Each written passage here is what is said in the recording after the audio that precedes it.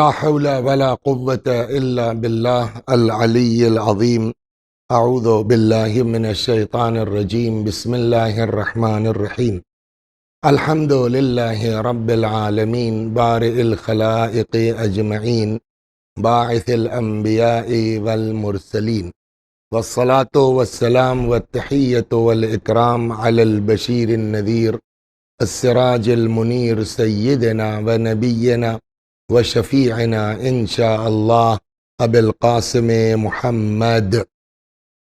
اللهم صل عليه وعلى أهل بيته مظاهر جلالك وجمالك، واللعن على أعدائهم الشاكين فيهم المنحرفين عنهم أجمعين. أما بعد، فقد قال مولانا أمير المؤمنين علي بن أبي طالب عليه السلام: للإنسان فضيلتان، عقل ومنطق، فبالعقل يستفيد وبالمنطق يفيد. آپ تمام حضرات کو ایام عزا اور شہادت حضرت سید الشہداء سلام اللہ علیہ کی تعزیت پیش کرتا ہوں۔ انشاءاللہ اگر خدا نے توفیق دی تو اس سال کی گفتگو امیر المؤمنین سلام اللہ علیہ کے اس قول کے ذیل میں جو اللہ توفیق دے گا وہ ہوگی۔ دیکھیے، اگر ہم غور کریں اور کبھی سوچیں کہ ایک انسان میں اور جانور میں کیا فرق ہے، ہم میں اور ایک گھوڑے میں کیا فرق ہے، حیوانیت کے اعتبار سے اگر دیکھا جائے تو جتنی حیوانیت ایک حیوان میں ہے، گھوڑے میں ہے، گدھے میں ہے، وہ پوری کی پوری حیوانیت ہمارے اندر پائی جاتی۔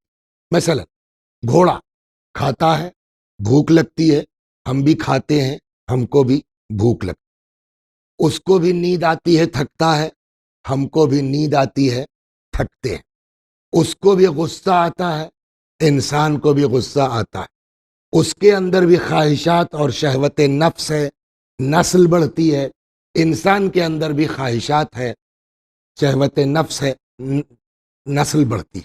تو اگر اس جنبے سے دیکھا جائے، اس پہلو سے دیکھا جائے تو انسان کے اندر اور ایک جانور کے اندر کوئی فرق نہیں ہے، اسی لیے دونوں کو حیوان کہا گیا ہے۔ حیوان بنا ہی ہے حیوان، جو صحیح تلفظ اس کا ہوگا حیوان کا، حیوان یہ بنا ہے حیات سے، یعنی جس کے اندر جان ہو۔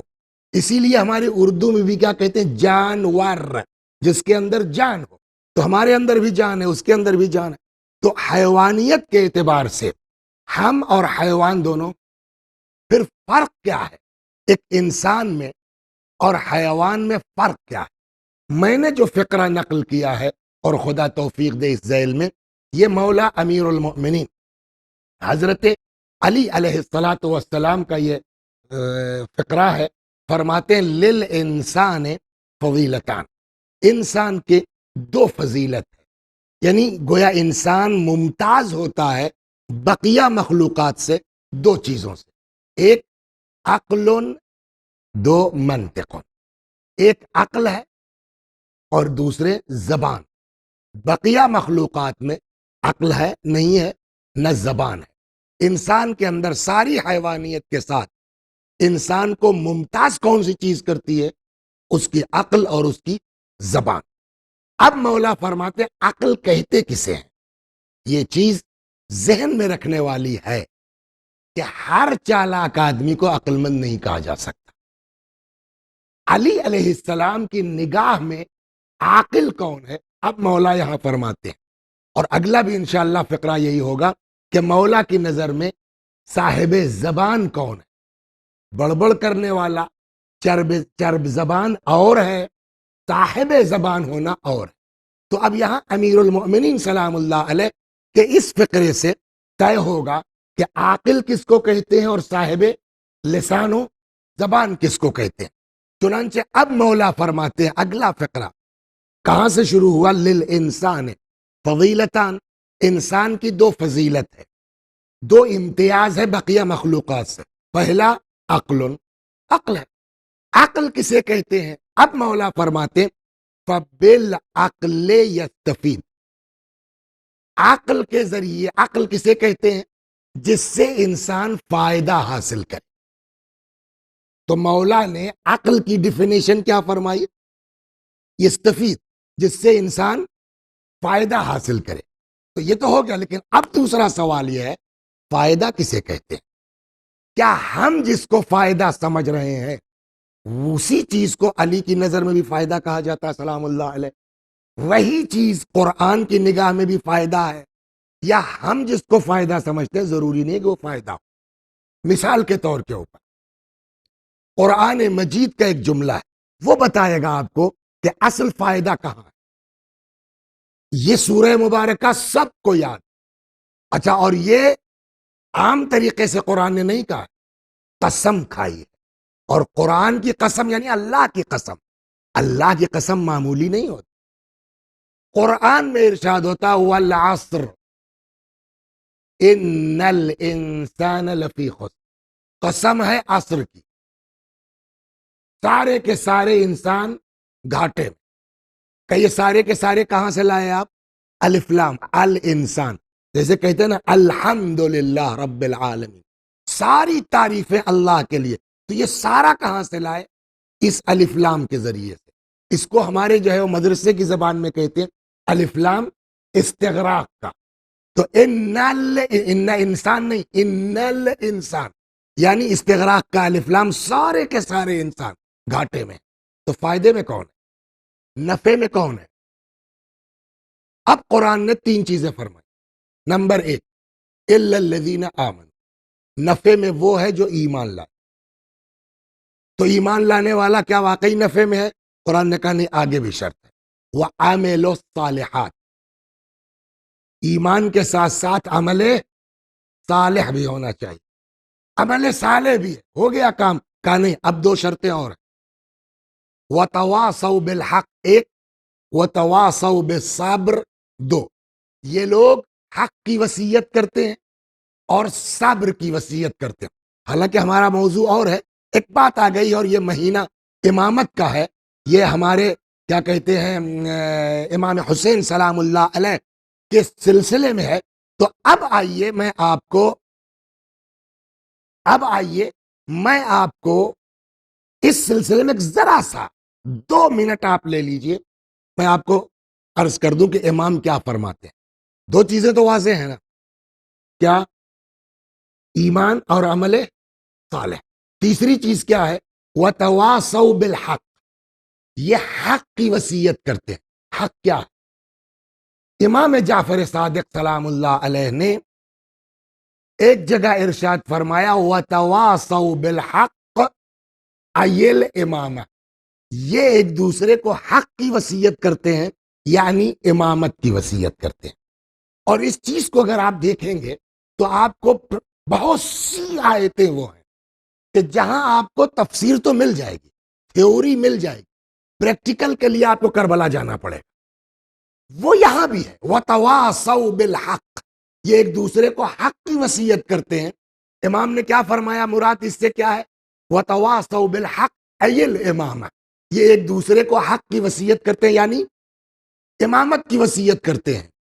کربلا میں سمجھ میں آ جائے گا نا آپ کو۔ حضرت مسلم ابن اوسجہ گھوڑے سے گرے ہیں، امام حسین سلام اللہ علیہ اور حضرت حبیب علیہ السلام یہ ان کے پاس آئے ہیں، ابھی ذرا سا جان باقی ہے۔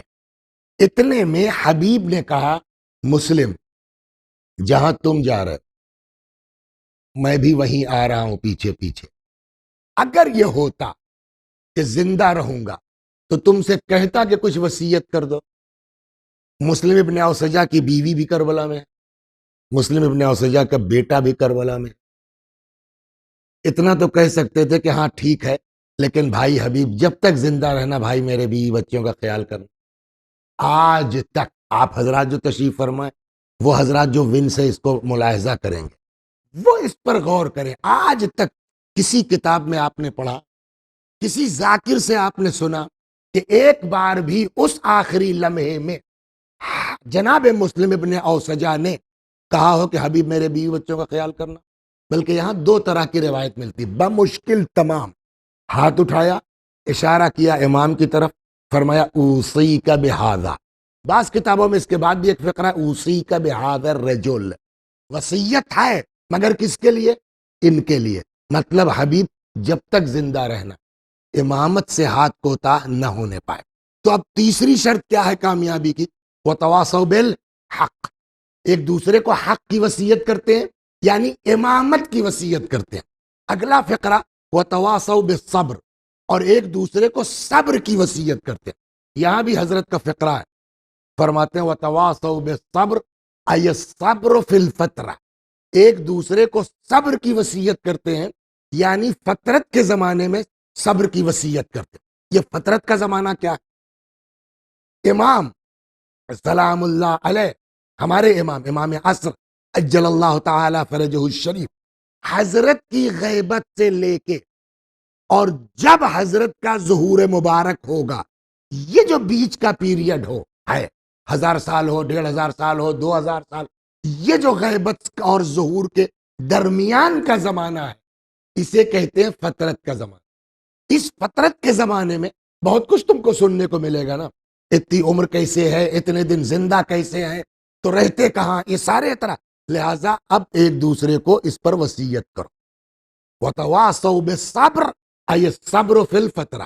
تو اتنی شرطیں قرآن مجید نے لگائی ہیں انسان کی کامیابی. والعصر ان الانسان لفی خسر، سب کے سب گھاٹے میں ہیں سوائے ان لوگوں کے جو ایمان لائے، عمل صالح بجا لاتے ہیں، حق اور صبر کی وصیت کرتے ہیں. تو اب یہ آدمی کامیاب ہوا کہ نہیں ہوا؟ ظاہری شاید سے تو ایسا ہی لگتا ہے، لیکن ایک چیز اور آتی ہے درمیان میں، کہ درمیان کا نہ ایمان کوئی مسئلہ ہے، نہ عمل صالح کوئی مسئلہ ہے. آج ہم جو ہے وہ گھوم گھوم کے مجلسیں پڑھ رہے ہیں، بڑے مولائی ہیں، سب کچھ ہے، لیکن عین وقت پر دین چلا جائے، عین وقت پر شیطان ورغلا دے. اور یہ چیز میں کہہ دوں، شیطان جب خدا نے اس کو نکالا تو شیطان نے کیا کہا؟ میں بہکاؤں گا. تو اس کا کام ہے بہکانا. یہ بھی سن لیں ہمارے سامعین ناظرین، بہکے ہوئے کو بہکانا کون سا کمال ہوا؟ جو آدمی خود بہکا ہوا ہے اس کو بہکانا کون سا کمال؟ اب یہ ہوا کہ صاحب گرمی زیادہ ہے اور مجلسیں جو ہے وہ ون کی یہاں جو ہے وہ ہونی ہے، تو کہاں اے سی کا ملے گا، کہاں ملے گا؟ تو معلوم ہوا صاحب یہاں امرائی گاؤں میں عارف صاحب کا امام باڑہ ہے، وہاں چلے چلو. مجھے راستہ نہیں معلوم، اب میں وہاں سے چلا. ایک صاحب کو یہ پتا تھا کہ 9 بجے ٹھیک یہ ون والا پروگرام اسٹارٹ ہو جائے گا یہاں. وہ جا کے وہاں کھڑے ہو گئے کہ مولانا کو آنا ہے، وہیں سے میں ان کو کہہ دوں گا اس گلی کی طرف سے جائیے تو پہنچ جائیے گا. وہ جب تک گھوم پھر کے آئیں گے تب تک آدھا گھنٹہ لیٹ ہو جائیں گے. سارا ان کا جو ہے وہ نقشے بازی ختم ہو جائے گی، وقت کی پابندی، وقت کی پابندی. میں آیا تو خود ہی ادھر گھوم گیا. وہ آدمی جو 1 گھنٹے سے وہاں کھڑا تھا مجھ کو گھمانے کے لیے، وہ کچھ بولے گا؟ نہیں. کیوں؟ کبھی تم 1 گھنٹے سے یہاں ہو، مولانا کو بھٹکانے کے لیے کچھ بولے کیوں نہیں؟ کہ میں کیوں اپنا جو ہے وہ ظاہر کروں، کیوں ٹائم برباد؟ جب وہ خود ہی بھٹک کے ادھر چلے گئے تو میں کیوں بہکاؤں؟ کچھ سمجھ میں آیا؟ شیطان ٹائم برباد کرنے کا قائل نہیں ہے.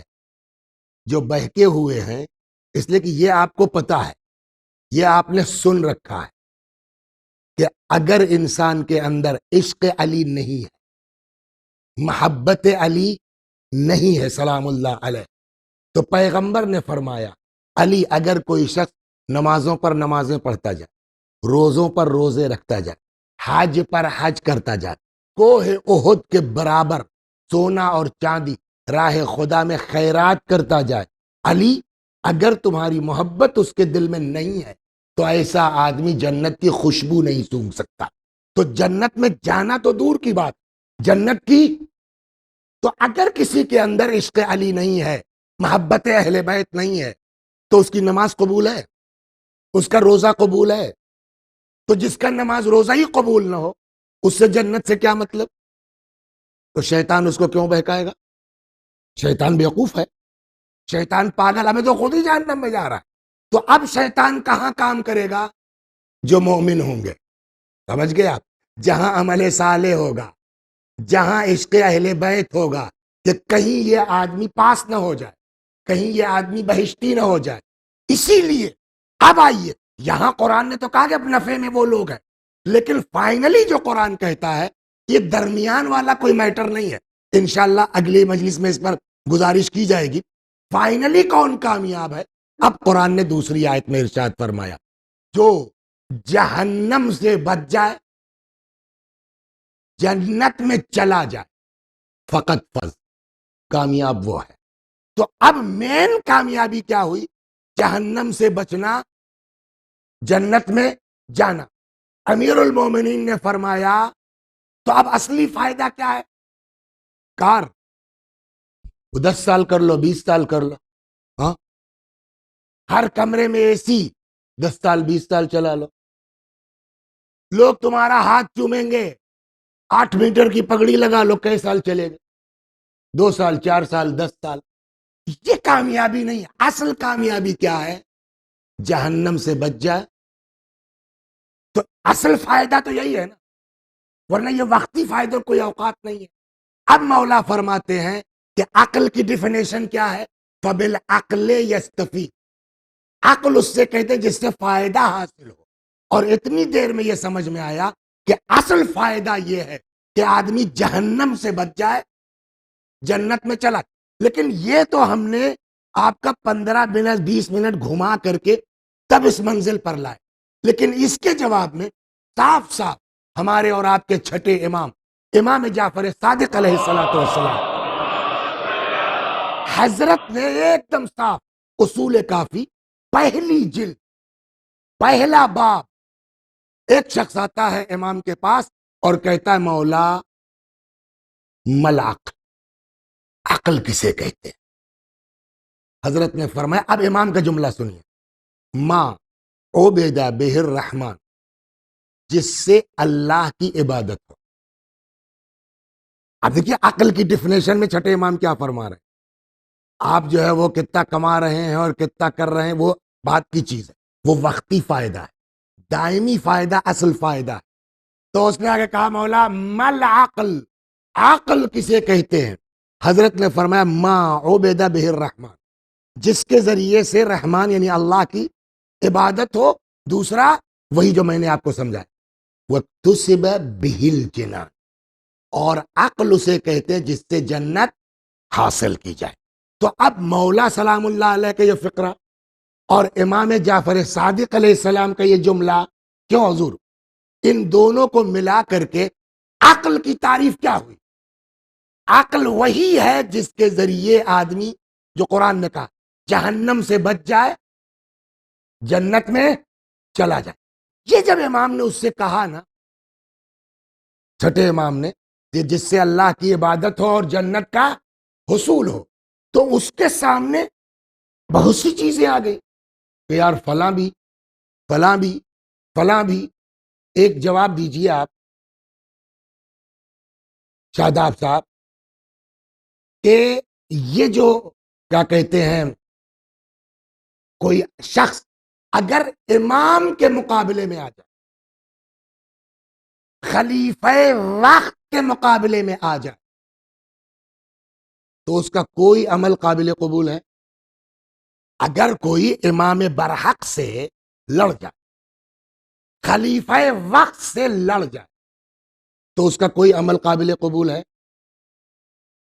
جب اس آدمی سے امام نے فرمایا کہ عقل اسے کہتے ہیں جس سے جنت حاصل ہو، تو اس کے دماغ میں بہت سی چیز. ایسے بھی لوگ ہیں جو علی کے مقابلے میں آ گئے، ایسے بھی لوگ ہیں کہ دماغ ایسا کہ جیتی ہوئی جنگ بظاہر پلٹ گئی. تو سوچے گا نہیں سوچے گا کہ جو آدمی علی سے لڑ جا ہے وہ کیسے جنت میں جا سکتا ہے؟ اور عقل اس کو کہتے ہیں کہ جو جنت میں لے جائے. تو اس نے صاحب بائی نیم پوچھ لیا امام سے، وما تلک، اور جو اس کے پاس ہے پھر وہ کیا کہا جائے گا؟ علی کے مقابلے میں آیا نا، جنت میں تو نہیں جا سکتا، خلیفہ وقت کے مقابلے میں آیا، اس نے بائی نیم پوچھا، صاحب پھر یہ کیا ہے؟ اب امام کا جواب سنیے، اور اب طے کریں گے ہم آپ، ہر چالاک آدمی عقل مند نہیں ہوتا، ہر تیز ترار آدمی عقل مند نہیں ہوتا۔ اس نے کہا مولا پھر اس کے پاس جو ہے وہ کیا ہے؟ امام نے فرمایا، چھٹے امام نے، تلک نکرا، یہ عقل نہیں، اس کو نکرا کہتے ہیں۔ اب یہ لفظ ایسا تھا کہ شاید وہ عرب بھی نہ سمجھ پائے، تو امام نے وضاحتی فقرہ بھی ساتھ لگایا، تلک نکرا، تلک الشیطنہ، اس کو نکرا کہتے ہیں، اس کو شیطنت کہتے ہیں، ہی شبیہۃ بالعقل لیست بالعقل، یہ عقل کی شبیہ ہے، عقل نہیں ہے۔ تو طے ہوا عقل وہی ہے جو انسان کو جنت میں لے جائے۔ تو آج سے یہ بات طے ہو گئی، دو اماموں کے فرمودات کی روشنی میں، چالاک ہونا اور ہے، عقل مند ہونا اور۔ ٹھیک، صلوات بر محمد و آل محمد۔ تو یہ پہلا فقرہ، انشاءاللہ دوسرے فقرے کو اگلی مجلس میں کیا جائے۔ تو پہلا فقرہ کیا ہوا؟ امام فرماتے ہیں کہ للانسان فضیلتان، انسان کی دو فضیلت ہے، دو چیزوں سے امتیاز اس کو حاصل ہے بقیہ مخلوقات سے۔ ایک کا نام ہے عقل۔ عقل کسے کہتے ہیں؟ حضرت نے فرمایا کہ عقل وہ جس سے فائدہ حاصل کیا جائے، وقتی فائدے کی کوئی حیثیت نہیں ہے، اصل فائدہ وہ ہے، کامیابی وہ ہے کہ آدمی جہنم سے بچ جائے اور بہشت میں چلا جائے۔ اس عقل کو اگر آپ کو پرکھنا ہے کہ پوری عقل کہاں ہے، اب طے ہوا نا کہ عقل کس کو کہتے ہیں؟ چالاکی کا نام نہیں ہے، دنیا کمانے کا نام نہیں ہے، مین عقل کیا ہے؟ جہنم سے بچ جائے، جنت میں چلا جائے۔ اب اگر اس تعریف کے اعتبار سے آپ کو تلاش کرنا ہے دنیا میں نہیں بلکہ تاریخ میں کہ ایسے عقل مند لوگ کہاں ملیں گے، تو سوائے کربلا میں 72 افراد کے اس طرح سے مکمل عقل والے نہیں ملیں گے، جہاں تیر ہے، تلوار ہے، سب کچھ ہے، اور ایسا بھی ہے کہ جہاں آفر ہے، ان کو چھوڑ دو، تم کو دنیا مل جائے گی، لیکن یہ عقل مند ان کو کہتے ہیں کہ ہم اس وقتی آفر کو قبول نہیں کریں گے۔ کربلا والے بتلاتے ہیں کہ عقل کس کو کہتے ہیں، اور جب کسی کو عقل آ جائے، جب کسی کو عقل آ جاتی ہے تو پھر وقتی ورنہ حر کو کیا دقت تھی؟ بولیے،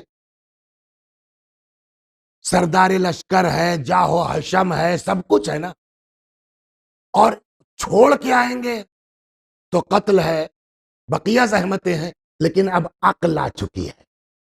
تو جب عقل آ جاتی ہے اور آدمی کی نگاہ میں نتیجہ ہوتا ہے عقل کا، تو پھر سب چھوڑ کر کے حر آ گئے، اور یہ عقل مندی تھی کہ ساری زندگی گزری کیسے، اس سے بحث نہیں ہے، اب قیامت تک کے لیے عقل نے علیہ السلام بنا دیا۔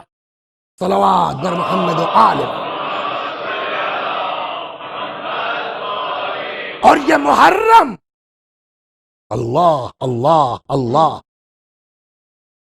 یہ محرم، اس کا ایک مقصد یہ بھی ہے کہ ہم صاحب عقل ہو جائیں۔ اللہ نے بھی، مولا نے پیغمبر کی بعثت کا جو سبب بتایا ہے وہ بھی یہ بھی ہے، تاکہ دفائن العقول، مولا نے کہا پیغمبر، اللہ نے پیغمبر کیوں بھیجا؟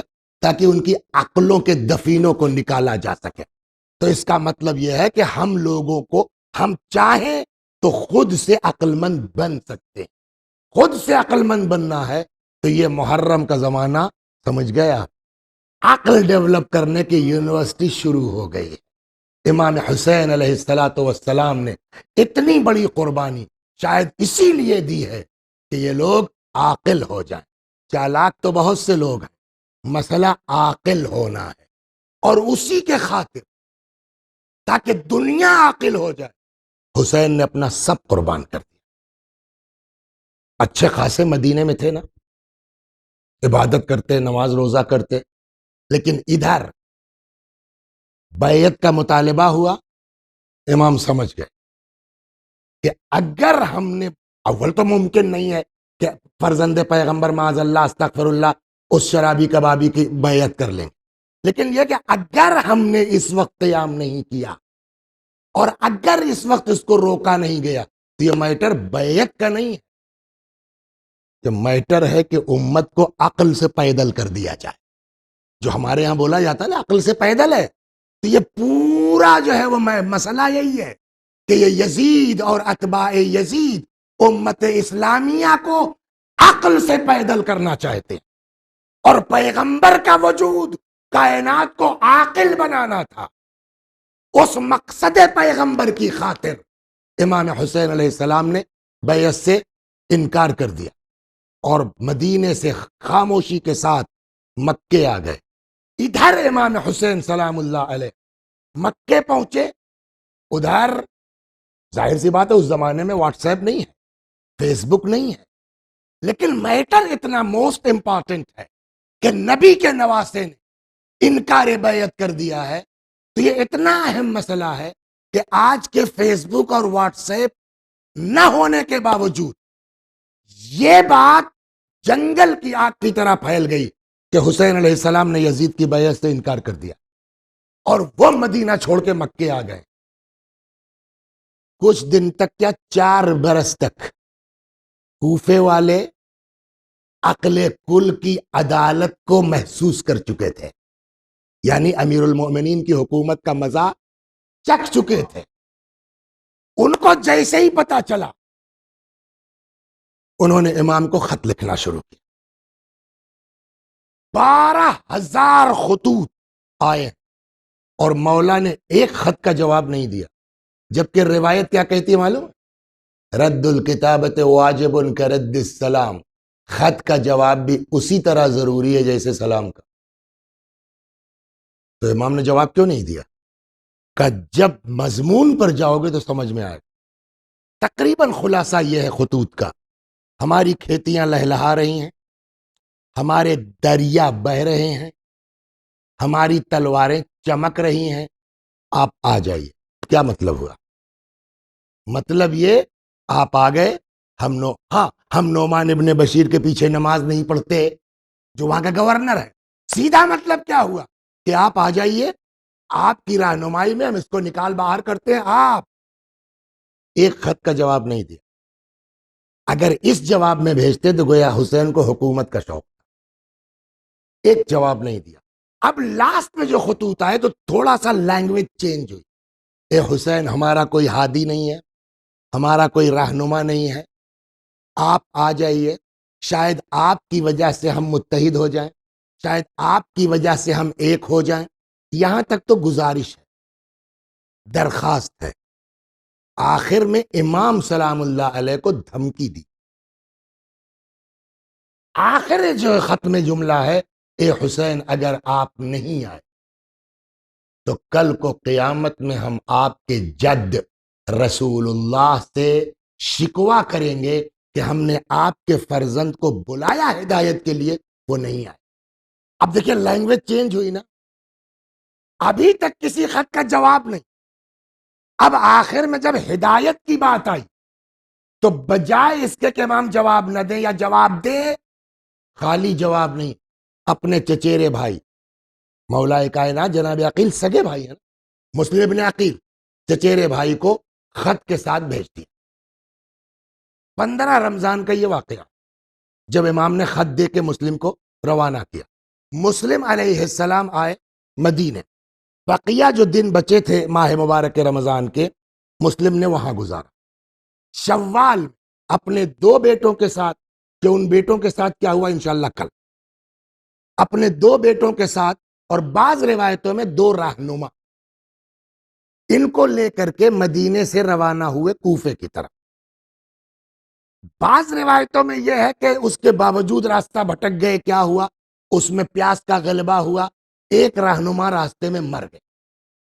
تب کچھ کتابوں میں تو یہ ملتا ہے کہ پھر جناب مسلم نے اس کو بدشگونی سمجھا معاذ اللہ، اور پھر امام کو خط لکھا مکے کے صاحب ایسا ہو گیا ہے.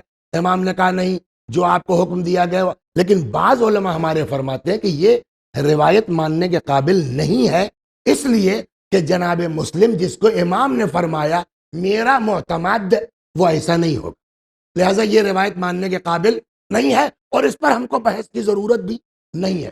خلاصہ کلام، حضرت کوفے پہنچ گئے۔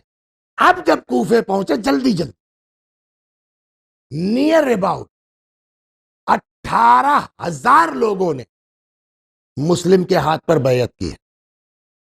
تھوڑا سا کوفے پر انشاءاللہ بات ہوگی کہ کوفہ کیا سسٹم تھا اس کا، افراد کس طرح کے تھے، آبادی کیسی تھی، کتنے قسم کے لوگ وہاں رہتے تھے، کہاں کہاں سے، اس لیے کہ کوفہ پرانا شہر نہیں ہے، کوفہ بسایا گیا خلیفہ دوم کے زمانے میں۔ تو جب بسایا گیا ہے تو کس کس ٹائپ کے لوگ آ کے بسے ہیں، کیسے کیسے، اس پر بھی بحث کی ضرورت ہے۔ اس لیے کہ ایک چیز، آپ تو ماشاءاللہ کربلا جاتے رہتے ہیں نا، جیسے ہی آپ کوفے میں داخل ہونے لگیں گے، کسی شہر میں داخلے کی وہ دعا نہیں ہے جو کوفے کے لیے۔ خوب اگر کوفہ اتنا ہی برا ہے تو کوفے میں داخلے کی دعا ہے۔ روایات میں کوفے کے فضائل ہیں، تو چند لوگوں کی شرارت کی بنیاد پر ہم آنکھ بند کر کے پورے کوفے والوں کو نہیں کچھ کہہ سکتے۔ بھائی یہ مسلم ابن اوسجا جو شہدائے کربلا، یہ کوئی اسی کوفے کے ہیں نا، اور بھی بہت سے شہداء ہیں کربلا میں جو کوفے کے ہیں، کچھ نکل پائے کچھ نہیں نکل پائے، اریسٹ ہو گئے تو ہم آنکھ، لیکن وہ انشاءاللہ اگر کبھی موقع رہا تو کوفے کے سلسلے میں بات ہوگی تو یہ بات کھل کر کے آئے۔ تقریباً 18,000 آدمیوں نے جناب مسلم کے ہاتھ پر بیعت کر لی۔ وہ باقاعدہ نام ہے، جب اس میں وہ قسم آئے گی نا کتنے ٹائپ کے لوگ تھے کوفہ میں، تب ان کے نام آئیں گے۔ بہرحال اس میں سے ایک قسم کے وہ لوگ تھے کہ جو انٹرنلی بنی امیہ کے لوگ، انہوں نے دھیرے سے، نام سب موجود ہے کتابوں میں، اسی بات میں انہوں نے دھیرے سے خط لکھا یزید کو، نعمان کے بس میں نہیں ہے روک پانا کوفہ، اور اس طرح سے مسلم آ گئے اور یہ ہو گیا اور یہ ہو گیا، کل کو اگر کوفہ ہاتھ سے نکل جائے تو ہم کو کچھ مت کہنا۔ وہاں یزید نے میٹنگ بلائی، یہ کیا ہوگا؟ اس کے باپ کا ایک غلام تھا چالاک، عقل مند نہیں کہہ سکتے آپ، جو مجلس جس ذیل میں چل رہی، چالاک۔ اس نے کہا فی الحال جو کوفے کی پوزیشن ہے سوائے ابن زیاد کے کوئی اس کو سنبھال نہیں سکتا۔ ابن زیاد اس وقت جو ہے وہ گورنر تھا بصرے کا، اس کو تیز رفتار سواری سے لیٹر بھیجا گیا کہ تمہاری بصرے کی گورنری کو محفوظ رکھتے ہوئے تم کو جو ہے وہ اضافی چارج دیا جاتا ہے، جاؤ اور کوفے کو ہینڈل کرو۔ بعض جگہوں پر یہ کہ اپنے بھائی کو بصرے میں رکھ کے تم جاؤ، بہرحال یہ آیا۔ اب سوال یہاں ہے، اچھا خط پہنچا اس کے پاس ابن زیاد کے، ابن زیاد نے اپنی میٹنگ بلائی، اس میں ایک آدمی مومن، اور تعلقات اس سے بھی بہت، تعلقات ہونا عیب نہیں ہے، لیکن ان تعلقات کو اپنی قوم کے لیے استعمال کرے کوئی حرج نہیں۔ جناب یوسف نے جو ہے وہ فرعون کے ہاں وزارت لے لی، کوئی مسئلہ، لیکن اپنی قوم کے لیے ہو۔ نام ہے ان کا شریک ابن اعور۔ ابھی آپ کو اندازہ ہو جائے گا کہ اتنے گہرے تعلقات ابن زیاد سے ہیں، لیکن کتنا پکا محب اہل بیت ہے، دونوں چیز ابھی آپ کو دکھ جائے۔ شریک ابن احور نے مشورے دیے اور ٹالنا چاہا، لیکن ابن زیاد بھی سیاسی آدمی ہے، اس نے کسی کا مشورہ نہیں مانا، کہا بھائی چونکہ اوپر سے آرڈر ہے چلنا تو ہے، اور اے شریک تیاری کرو تم بھی چلنا۔ قافلہ چل پڑا۔ اب یہاں دو طرح کی روایتیں، بعض روایتیں کہتی ہیں حادثہ ہے، بعض روایتیں کہتی ہیں کہ شریک نے جان بوجھ کے کیا، کیا؟ جب قافلہ چلنے لگا اونٹ سے گر پڑے یا اپنے آپ کو گرا دیا، نتیجہ یہ ہوا کہ پیر ٹوٹ گیا یا کولہا ٹوٹ گیا۔ اس میں پلاننگ یہ تھی شریک کی کہ اتنا میرے اوپر بھروسہ کرتا کہ بغیر میرے لیے یہ کوفے جائے گا نہیں، ٹھیک ہونے میں ایک آدھ مہینہ لگ جائے گا، تب تک مسلم وہاں کام کر چکے ہوں گے۔ لیکن ابن زیاد اتنا تیز، اس نے توجہ ہی نہیں کی کہ کیا ہوا، وہ بڑھتا گیا۔ جب شریک نے دیکھا کہ یہ تو گوٹ ہماری پٹ گئی، تو بیچارے اسی ٹوٹے پیروں کے ساتھ کوفے آئے، آ کے قیام کیا جناب ہانی ابن عروہ کے ہاں۔ مسلم جو کوفے پہنچے تھے تو جناب مختار کے ہاں، پھر کسی ضروریات کے تحت وہ اطراف کوفہ میں گئے، تو مسلم بھی اٹھ کے آگے کس کے ہاں؟ ہانی کے ہاں۔ اب وہاں کے اوپر ہانی کا گھر تو ہانی ہے ہی ہے، دو شریک پہنچ گئے اور جناب مسلم، تو وہ گھر یہ مرکز بن گیا۔ ادھر دوسرا سوال یہ ہے کہ اتنا بڑا کوفہ، 18,000 لوگ بیعت، یہ گھسا کیسے؟ بہت اسپیڈ سے جلدی سے یہ گھسا کیسے کوفے میں؟ جواب، یہ چیز جناب مسلم بتا چکے تھے کہ امام نے مجھ کو بھیجا ہے، میری رپورٹ پر وہ آ سکتے ہیں، اور یہ بات کوفے والوں کو پتا ہے کہ مسلم خط لکھ چکے ہیں، کبھی بھی امام حسین وہاں سے آ سکتے ہیں۔ اس کا فائدہ اٹھا کے ابن زیاد نے اپنے آدمی سے دھیرے سے کوفے میں یہ اڑا دی کہ وہ تو چل چکے ہیں کوفے سے، بس 2-4 دن میں پہنچنے والے ہیں۔ اور اس نے کیا کیا؟ پگڑی ویسی باندھی جیسی امام حسین باندھ، قبا ویسی پہنی جیسی امام حسین پہنتے، چہرے پہ ڈھاٹا باندھ لیا، اور اب دھیرے سے اسی کے آدمیوں نے اڑا دیا کہ آ گئے بھائی، وہ سامنے پہنچے، زیادہ سے زیادہ آدھا گھنٹہ 15 جو بھی کہا۔ اب بتائیے پبلک اپوز کرے گی؟ پبلک تو خوش ہو کے دروازے کوفہ پہ آ گئی استقبال کے لیے بجائے اپوز کے، اور اب وہ پبلک پورے استقبال اور نعرے وارے کے ساتھ لے کے آ گئی کہاں؟ دارالامارہ۔ اور یہ میٹر اتنا سیکرٹ تھا نا کہ جس گورنر سے چارج لینا ہے اس کو بھی پتا نہیں، اور اب پبلک نے کیا ہنگامہ، دروازہ کھولو، حوالے کرو۔ ڈر گیا نعمان ابن بشیر، چھت پہ گیا، وہ بھی دھوکے میں آ گیا، کہتا اے فرزند رسول، اتنی آسانی سے ہم یہ کوفہ آپ کے حوالے نہیں کر دیں گے۔ ابن زیاد نے ہٹایا، کہا جلدی کرو، میں ہوں۔ جب تک پبلک سمجھے کہ چیٹ ہوئے ہم لوگ، چیٹنگ کی گئی ہمارے ساتھ، دروازہ کھلا، وہ اندر پہنچ گیا، اب سیف ہو گیا نا۔ پھر وہی بات آئے گی کہ کوفے کا سسٹم کیا تھا، ایک موٹے طور پر جلدی سے گزر جائیں، قبیلائی نظام، سردار جو کہہ دے، پہلا کام یہ کیا ابن زیاد نے کہ سرداروں کو جو بک سکتے تھے ان کو خرید لیا۔ اب جب سردار ہی خاموش ہو گیا تو قبیلہ خود بخود چلا جائے۔ دوسرا کام یہ ہوا، ہانی جیسے زبردست قبیلے والے، ان کو مار دیا۔ اس کا نتیجہ یہ ہوا، اب وہ پوری تفصیل ہے، ہانی کے قبیلے کے گھیر لیا تھا اور یہ سب بھی ڈر گئے تھے، پھر کیسے جو ہے وہ کیا ہوا وہاں وقت نہیں جانے کا۔ ہانی کو جب مار دیا گیا تب وہ ایک دہشت پھیلی ہے کوفے میں، ہر آدمی، ماں، بہن، جو ہے وہ بیوی، جتنے ہیں، ارے بھیا، ارے ہانی اتنے بڑے قبیلے کا سردار، تو کسی کی بیوی نے روکا، کسی کی بہن نے روکا، یہ جو ایک ہنگامہ تھا نا، دھیرے سے دب گیا۔ اب جب اتنا کنٹرول کر لیا تب اس ملعون نے اعلان کیا جو کوئی مسلم کا حمایتی ہے اس کو اریسٹ کر لو، تو نتیجے میں جو تھوڑا بہت بیچارے وہ بھی دب گئے، اور اب اعلان ہوا خود مسلم جہاں ہوں گرفتار کر لو۔ اور آپ جانتے ہیں کہ اس کا نتیجہ یہ ہوا کہ نماز عشاء کے بعد جب حضرت مسلم نے مڑ کے دیکھا تو کوئی نہیں۔ اللہ سارے پردیسیوں کو اپنے حفظ و امان میں رکھ، کہاں جائیں؟ جو میزبان تھا وہ بھی شہید ہو چکا، کہاں نہیں، کبھی اس گلی میں، کبھی اس کوچے میں، یہاں تک کہ ایک دروازے پر تھک کے بیٹھ گئے۔ ایک چیز عرض کریں، عشق اہل بیت آدمی کے دل کو نرم کرتا ہے۔ ایک عورت ہے جس کا نام ہے طوعا، اسی کے دروازے بیٹھے، لڑکا غائب، اعلان ہو چکا جو حمایتی ہے مسلم کا اریسٹ کر لو، وہ ماں ہے، بار بار دروازے پہ آتی، لڑکا کہاں گیا آیا نہیں۔ اب جو آئی تو دیکھا کوئی آدمی بیٹھا ہے، مومنہ ہے، کہ بھیا میرا لڑکا غائب ہے، میرے دل پہ کیا گزر رہی میں جانتی ہوں، تمہارے گھر والے بھی پریشان ہوں گے، بھیا چلے جاؤ۔ حضرت مسلم نے کوئی جواب نہیں دیا، تھوڑی دیر بعد پھر آئی، دیکھا پھر بیٹھے، کہ بھیا میں نے تم سے کہا کہ میرے گھر میری حالت خراب ہے، میرا بچہ غائب ہے، تمہارے گھر والے پریشان ہوں گے، چلے جاؤ۔ مسلم نے کہا کہ اماں تھوڑا پانی پلا دو گی؟ وہ مومنہ گئی دوڑ کے پانی لا کے دے دیا، پانی پیا، اب پی لیا نا، اب چلے جاؤ۔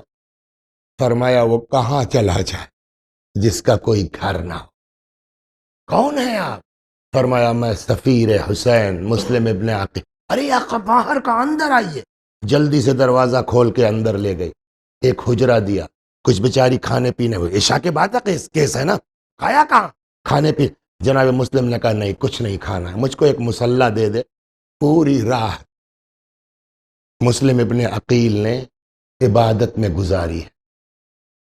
اسی کا بیٹا، خدا لعنت کرے، بلال نام ہے اس کا، نصف شب کے بعد کسی وقت آیا، اس کو شک ہوا چونکہ بار بار ادھر جا رہی تھی، ضرورت کیا ہے، کوئی ضرورت ہے کچھ، تو اس نے کہا اماں اس کمرے میں کون ہے؟ اس نے کہا بیٹا کسی سے بتانا مت، بہت اہم مہمان۔ کہا نہیں، فرمائیے۔ کہا مسلم ابن عقیل۔ صبح صبح کا وقت یہ ملعون گھر سے نکلا، سیدھے پہنچا ابن زیاد کے دربار میں، کہتا ہے مسلم کو کہیں ڈھونڈنے کی ضرورت نہیں ہے، مسلم میرے یہاں ہے۔ ابن زیاد نے کہا جاؤ 200 سپاہی لے کر کے پکڑ لاؤ۔ 200 گھوڑے پیادے، کچھ شور ہوگا نا، گھوڑے ہنہنائیں گے نا، جناب یہ غیرت دیکھیے اہل بیت۔ جناب مسلم نے سن لیا، فوراً لباس رزم پہننے لگے۔ وہ مومنہ تڑپ گئی، مولا آپ اکیلے، مولا آپ تنہا ہے، مت جائیے میرے مولا۔ جواب سنیں گے آپ؟ فرمایا اگر میں باہر نہیں نکلوں گا تو یہ سب تیرے حجرے میں آ جائیں گے، تیرے گھر میں آ جائیں گے۔ میں کہوں گا مسلم، ایک عام عورت کے گھر کے تقدس کا اتنا خیال ہے، کاش آپ ہوتے تو دیکھتے عصر عاشورہ امام کے خیموں کا کیا حال کیا گیا ہے۔ امام سجاد علیہ السلام کے نیچے سے بستر تک کھینچا گیا ہے۔ اللہ اکبر۔ مسلم نکل آئے، جنگ شروع، بس 2 منٹ جنگ شروع ہوئی، یہاں تک کہ اس کو کہنا پڑا کہ اور سپاہی 200 اور آ گئے، پھر کہلوایا اور 200 اور آ گئے۔ آخرکار ابن زیاد کو غصہ، ایک آدمی پکڑنے کے لیے اتنے لوگ، کہتا ہے کوئی ترکاری بیچنے والے کے لیے بھیجا ہے، بنیا بقال کے پاس بھیجا، یہ شیر کے بچے ہیں۔ اس کے باوجود مسلم کو یہ پکڑ نہیں پائے۔ پھر کہا اب ان لوگوں نے فریب کیا، اب ان لوگوں نے مکاری کی۔ ایک گڑھا کھودا گیا، گڑھے کو گھاس پھوس سے ایک دم برابر کر دیا گیا، پھر یہ فوج پیچھے ہٹنے لگی اس طرح کہ مسلم اسی طرف بڑھے، اور یہ وقت آیا کہ بڑھتے بڑھتے مسلم گڑھے میں گر گئے۔ اب تو شیر مقید ہو گیا نا، یہ بھاگے ہوئے پلٹ آئے، کوئی پتھر مار رہا ہے، کوئی تیر مار رہا ہے، یہاں تک روایتوں میں کہ آگ کے گولے تک پھینکے ہیں، اور جب خوب شیر کو زخمی کر لیا ہے تب گرفتار کیا امان نامے کی شرط پر، لے کے آئے ابن زیاد کے سامنے پیش کیا گیا۔ جب جناب مسلم کو یقین ہو گیا کہ اب میں مار دیا جاؤں گا تو حضرت مسلم نے کہا میری کچھ وصیتیں ہیں سن۔ پہلے تو کوئی توجہ نہیں کر رہا تھا، ابن زیادی نے کہا شمر بیٹھا تھا وہاں، سنو دیکھو کیا کہہ رہے ہیں۔ ہاں بولو۔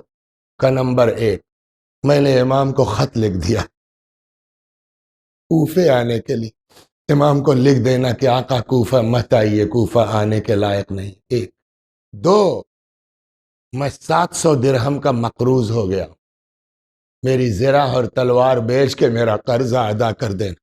ابن زیاد نے اس وقت بھی طنز کیا، کہ مسلم ہر دولت مند تم کو اپنے گھر مہمان رکھنے کو تیار تھا، تم کو قرض لینے کی کیا ضرورت پڑ گئی؟ کل لوگ آتے تھے اپنی ضرورت بیان کرتے تھے، میں نہیں چپ رہ سکتا تھا، کہ جب تمہارے پاس تھا نہیں تو قرض لے کے مدد کرنے کی کیا ضرورت تھی؟ فرمایا مجھے پتا تھا میرا مولا آ رہا ہے، میرا امام میرے قرضوں کو ادا کر دے گا۔ 3، جب میں شہید ہو جاؤں تو میری لاش کو زمین پر پڑا مت رہنے دینا، دفنا دینا۔ لیکن حضرت مسلم کی ایک وصیت پر بھی عمل نہیں کیا گیا۔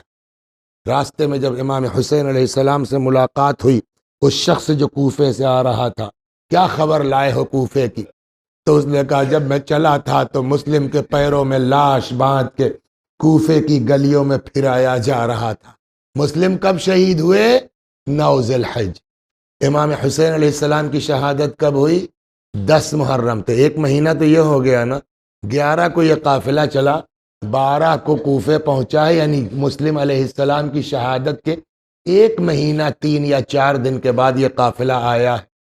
اب تو پھرا چکے گلیوں میں نا، اب تو کر چکے جو کرنا تھا، لیکن اس کے باوجود وصیت پر عمل نہیں، لاش کو دفن نہیں کیا گیا۔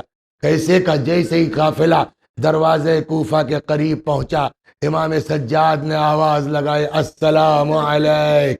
حضرت زینب نے کہا بیٹا یہاں کون اپنا مل گیا؟ کس کو سلام کر رہے ہو؟ فرمایا پھوپھی اماں مسلم کی لاش دار العمارہ. وسيعلم الذين ظلموا أي منقلب ينقلبون إنا لله وإنا إليه راجعون. وآخر دعوانا أن الحمد لله رب العالمين.